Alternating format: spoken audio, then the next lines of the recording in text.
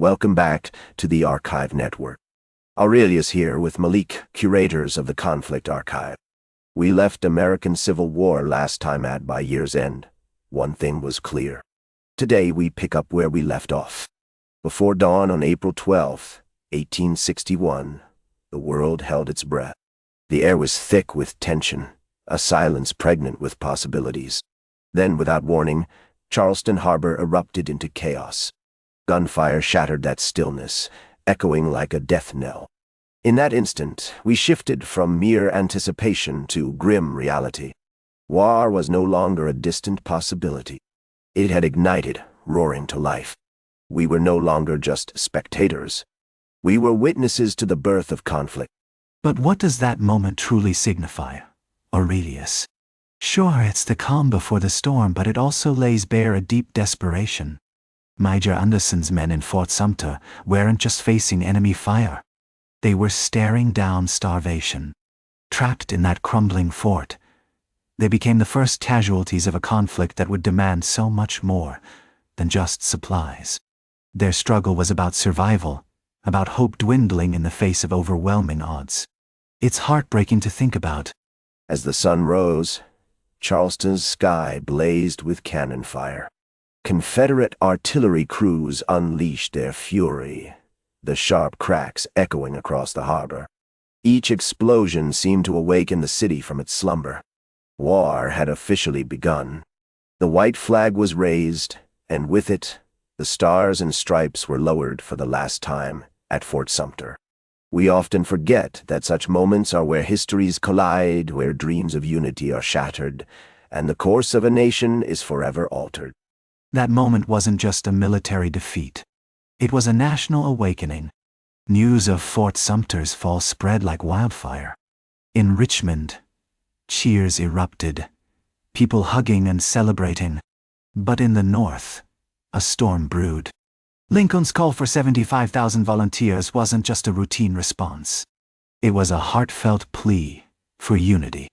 Families were torn apart, and young men rushed to enlist, driven by a mix of fear and hope. It was a decisive moment that would change lives forever. Young men rushed to enlist, driven by a sense of duty and anger. Mothers wept as sons left their homes, marking the true beginning of the war. This was no longer a theoretical conflict. The rupture was absolute. The nation found itself at war with itself, and the cost of that decision would soon be revealed. The reality of war isn't just found on distant battlefields. In Baltimore, Union troops confronted an angry mob. Chaos exploded, and bodies fell in the streets. A stark reminder that the war wasn't a remote event. It was right here, crashing through doorways and shattering lives. Families were torn apart, dreams crushed. The hope for a quick resolution faded, replaced by the harsh reality of bloodshed and loss. No one was untouched, and the echoes of that day lingered long after. The brutality of these early confrontations marked a significant shift in our nation's landscape. Civil rights were suspended as martial law descended upon the streets. Fear gripped every home and whispered through every conversation. The war was consuming everything we held dear. By July, the conflict transitioned from the chaos of urban life to the vastness of open fields.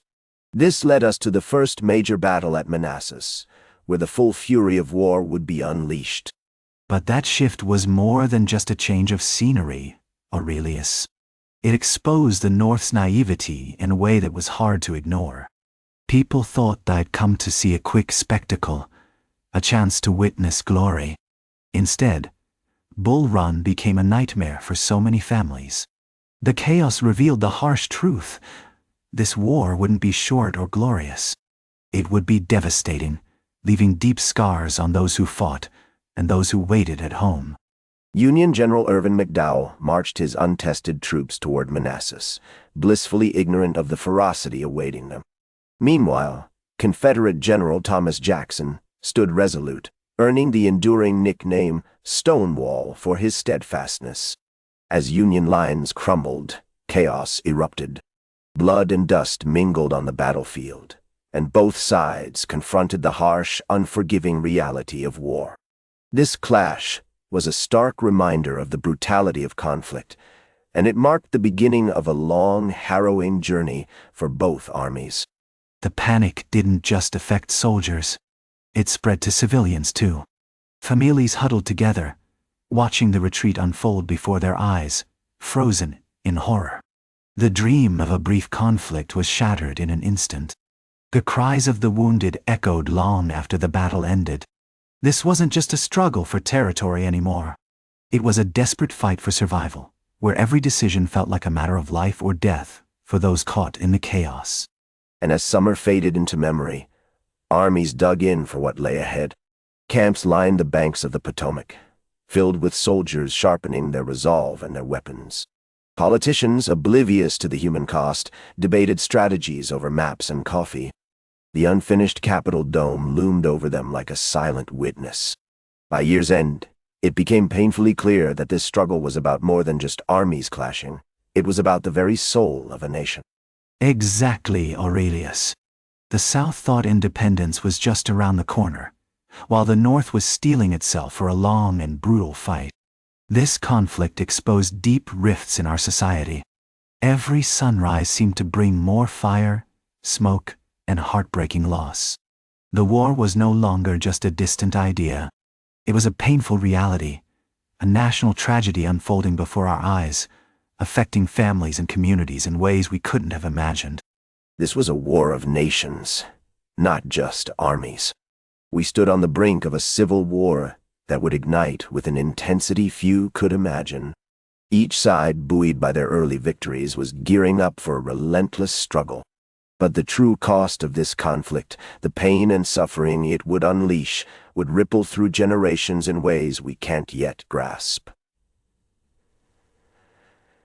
Well, see, history has a way of revealing its lessons long after the battles are fought.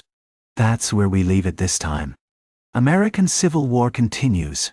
The story isn't finished yet. Find the full series on the Conflict Archive, part of the Archive Network. We'll be back with the next chapter.